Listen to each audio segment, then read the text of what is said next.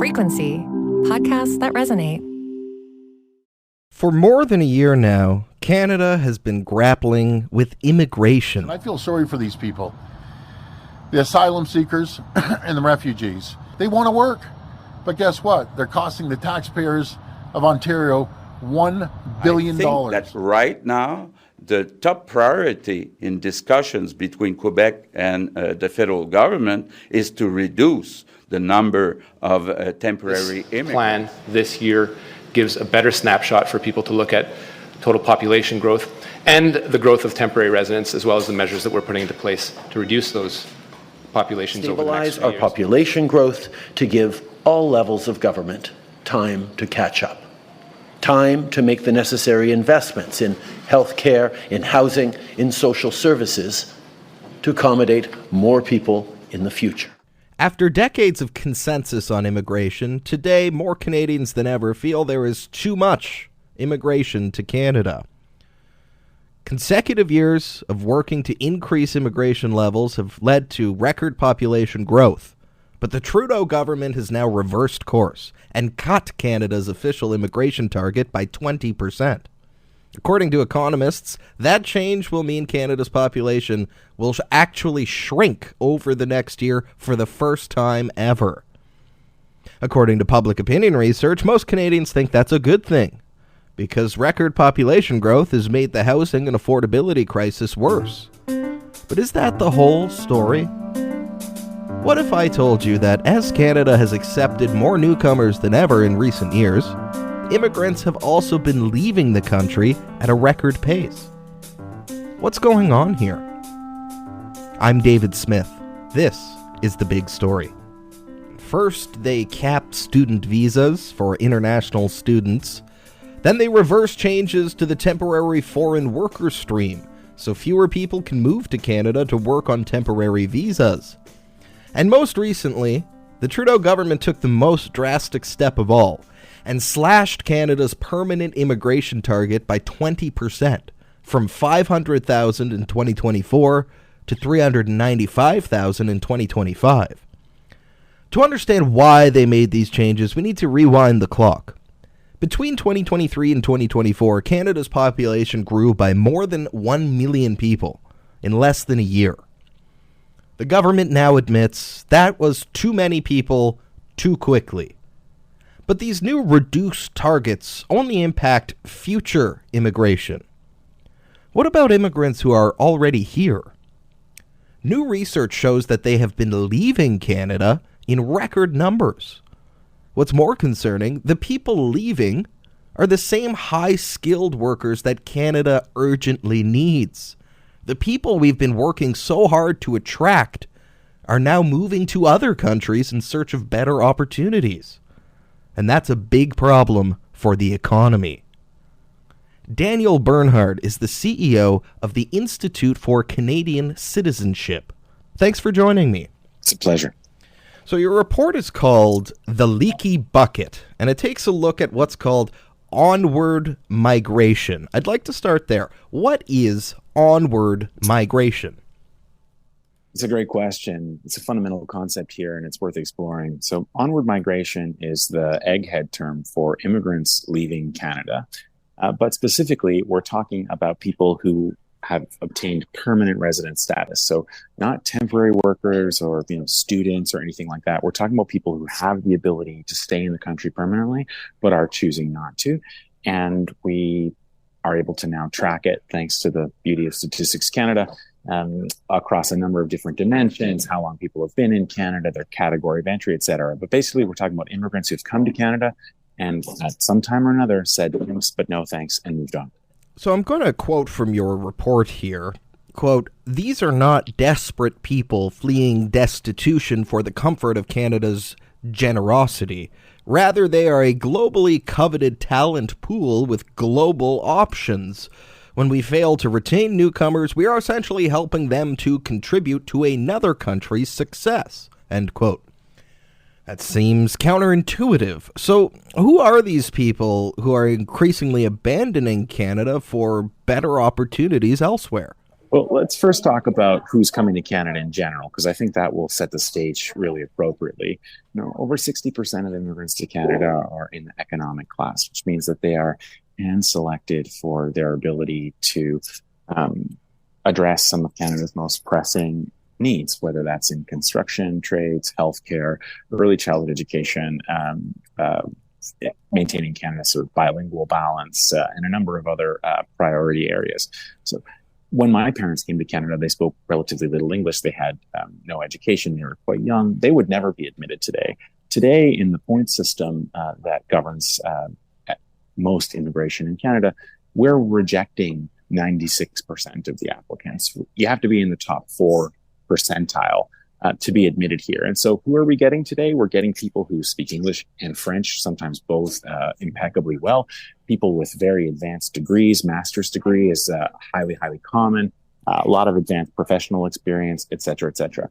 So that's who's coming to the country. They're coming to address specific needs, and they're coming with exceptional qualifications, but it also means that they're coming with plenty of options, not only in their host societies where they had, often advantageous positions, but also in other countries. And so instead of thinking of immigration as just a manifestation of Canada's generosity, where we're welcoming people who are fleeing hardship, which we still do, and it's a good thing that we do, and they're important contributors to our society. The vast majority of people coming as immigrants are economic immigrants who have other choices. And if we're not able to convince them that the decision to move to Canada was the right decision, they can and will explore options elsewhere. And what kind of skills do these people have? Who are the workers that we're trying to attract to Canada right now? Well, we have really evident needs. In early childhood education, for example, there is a daycare where my son attends now that has an empty room in it because they don't have anyone that they can find to work there. This is a unionized place with benefits that pay over $30 an hour, and they're still short-staffed. That's, a half dozen mothers who can't get back into the workforce. That's a real need for Canada. Just this week, we invited over 3,000 people with healthcare expertise to become permanent residents to the country. So we are being very highly selective here. And, I know there's a lot of skepticism around immigration in Canada right now, and a lot of people are worried whether the levels of immigration are too high. I understand these worries, and it's a reasonable discussion to have. But we need to see the whole picture. It's not just how many come, but how many stay. And we need to also recognize that immigrants are not just here passively consuming stuff, but consuming housing, consuming healthcare. As I mentioned, in the case of these people who are coming with healthcare skills, they are producing healthcare, and immigrants are much more likely than the general population to work in the healthcare field. So if you were to take, 10% of the immigrant population out of the country, yeah, you might take 10% of the people out of the hospital waiting room, but you'd probably take 30 or 40% of the people out of the hospital staff room. And that side of the equation is not being discussed enough. This is a ledger with two sides to it. And we need to recognize that immigrants are contributing immensely to our economy. They're not just here to take, not just here as a manifestation of our generosity, but as a reflection of our real need. And they are also in need elsewhere. And what this study is showing is that if Canada can't deliver a winning experience, especially in the crucial early years after they arrive, that many people would do what you and I would do if they were unsatisfied with the decision they'd make. They'd try and go somewhere else, whether that's back to their home country or a third country. So it's all of Canada that's losing here when these people are leaving. A ledger with two sides. I'm glad you framed it that way. That's really interesting. I want to drill down on that a little bit. The narrative in Canada right now, which the federal government itself is now pushing, is that we added too many people too quickly. That was a mistake, and we need to reverse that. They have aggressively cut the permanent resident target by 20%, from 500,000 to 395,000. But at the same time, they're not talking about these onward migration numbers. They're not talking at all about the people who have already settled here who are now choosing to leave. Is that a concern for you? Look, we live in a democracy, which means that sometimes public opinion becomes public policy, and the government is responding to dramatic changes in public sentiment that are happening in Canada, where Canadians are saying they feel there's too much immigration happening. And at a superficial level, I understand this. If you've been waiting for months and months for a procedure or to see a specialist, it makes sense to wonder if adding more people to the system will just make your wait even harder and your condition even more excruciating.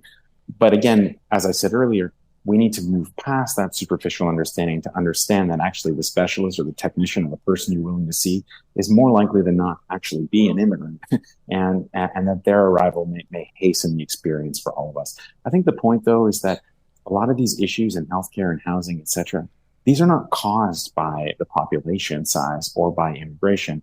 If you've lived in Canada, for 30, 40 years, you've been talking about housing problems your entire life. You've been talking about healthcare problems your entire life.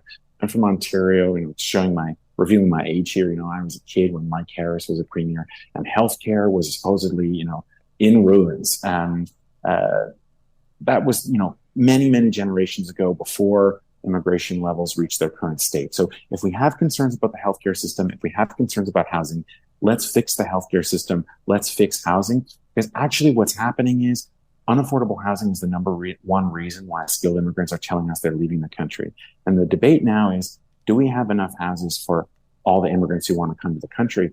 I would actually ask, do we have enough houses for all the immigrants that we need to bring into the country to deal with our aging population, to deal with the huge boom in retirements that are happening now in the construction industry in particular? We just announced, as you said, in the government just announced reductions in the overall level of immigrants to say that this will alleviate housing shortages. 2 weeks later, CMHC says housing starts in Ontario have plummeted to new lows. So we're going to be back where we started. The point is that there are many, many factors influencing the housing costs, housing prices. You've explored some of them on your show. The population is just one aspect. And to just focus on the population size, this is like saying, I have a house and there's, holes in the floor and it's really, really dangerous, but everything's fine. Let's just not walk there. No, we have to fix the floor. Let's not distract our attention and pretend that walking on it is actually the problem. Okay, I'd like to ask you a little bit about the current immigration policy that we do have. Prime Minister Trudeau released a 7-minute long video this week explaining the changes to the immigration policy. 7 minutes long video, very in depth. I can't help but notice, though, in those 7 minutes, the Prime Minister doesn't mention onward migration or skilled worker retention once. So does the federal government track this stuff? Are they working to retain the kinds of immigrants that we need to fill these holes in the workforce? Are we keeping a ledger of how many people are leaving Canada after they settle here? What's the status of that?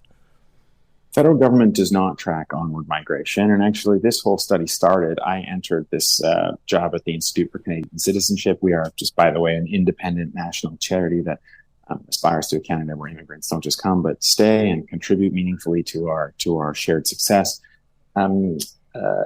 We were talking for a while about how many immigrants are coming to the country. And I said, okay, that's great, but how many are staying? What's our churn? What's our retention rate? And actually nobody knew. And so we had to go out and do this study on our own with the support of the Conference Board of Canada, and using data provided by Statistics Canada, we're able to paint this picture now. One of the things that we're calling for is for the government to adopt these retention targets that they can publicly report against, so that Canada and the Federal Public Service can have a better sense of the full picture. I would just say, though, that in the grand scheme of things, at least for now, it's not like we're losing, double-digit percentages every year, but the trend is going up, and it has been going up for 30 years. And in the most recent years, it's spiked considerably above the averages. So we're not yet in danger territory where nobody wants to come to Canada and we can't find people to come. Of course, anyone who's just taken even a cursory look at the news understands that's not yet the case. But the trend is really worrisome. And the data are lagging. So we are now looking at data for 2020 and 2021, which are the most recent years that we can have available to us. But of course, I think today we'd all hazard a guess, and we'll probably be proven right, that it's going to be much, much worse once the data for 2024 come out. So we need to get onto this, and we need to get over ourselves and realize that it's not just, like as you said, it's not just people fleeing destitution who are coming here for whom everything is upside because, Canada's great. These are people with global experience and global options. And if increasingly we're failing to retain them, that's a troublesome sign. So we're not in danger territory yet. It's not on fire. Canada still remains a good place for immigrants to come, and has really a lot of advantages when it comes to attracting and retaining immigrants. But those are slipping, and we ought to pay close attention to them and make sure that we arrest this trend before it becomes a real threat to our prosperity. Yeah. I want to highlight a specific example from the report of how Canada's targeted immigration policies may be failing, or at least coming up short. We have something called the Atlantic Immigration Program. The federal government has a whole program to attract immigrants to the Atlantic region, but the report here says the Atlantic provinces have the highest rate of immigrants leaving. It says 30% of immigrants accepted to Atlantic Canada next year are projected to leave. Is that right? Yeah, over the long term, that's correct. Right. But even in the short term, the Atlantic provinces have the dubious distinction of having the people who leave those provinces leave really fast too. So they have many more people who are leaving in the first 5 years, and actually then longer term, the retention rates are okay. I think what this does is it speaks to the real diversity that exists in our country. I'm not talking about ethnic diversity in this case. I mean the diversity of regions and economies and contexts. In Atlantic Canada, most of the people who leave from smaller centers. In Ontario, most of the people who leave from bigger cities. So it's a big country. And while we need to have unity and consistency in the urgency of our response and the concertedness of our response to really address this phenomenon and reverse it, hopefully, we also need to have a lot of variation, flexibility, and local sensibility applied to how we do that response, because the circumstances really are very, very different across the country. I mean, even with Francophones as another population that we talk about. So 20% of immigrants are projected to leave the country in the long term, but it's 35% among Francophones, right? It's a huge delta. Having said that, Francophones inside Quebec and Francophones outside Quebec have very, very different experiences. So the diversity of this country is immense, and we need to take it into account when we're looking at retention. One size really doesn't fit all. Yeah, that's another interesting stat on the Francophone side of things. Canada has French as an official language, and yet we're losing a high percentage of our Francophone immigrants after they've settled. So in closing, what are your key recommendations for the government on this file? If you were advising the Immigration Minister, Mark Miller, what would be your top 3 or 4 points that you want him to take a look at? Well, if I was advising Minister Miller, the first thing I would advise him to do is find a better advisor. But having said all that, we're making 3 recommendations predominantly here for this report. The first one is we think it would make sense for the federal government to adopt immigrant retention targets. Every year, the federal minister of immigration has to go in front of Parliament and talk about how many people will be coming into the country.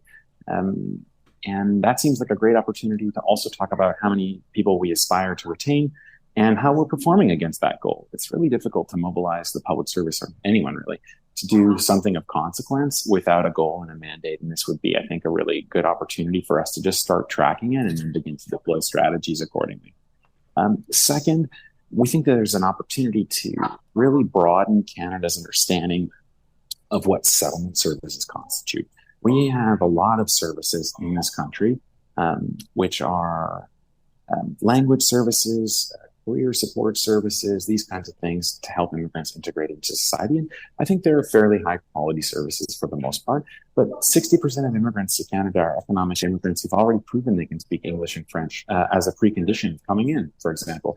They don't need those services, and they're not really using them. Our service mentality is that some people need to be fixed. They have shortcomings. We can address those shortcomings so that they can succeed.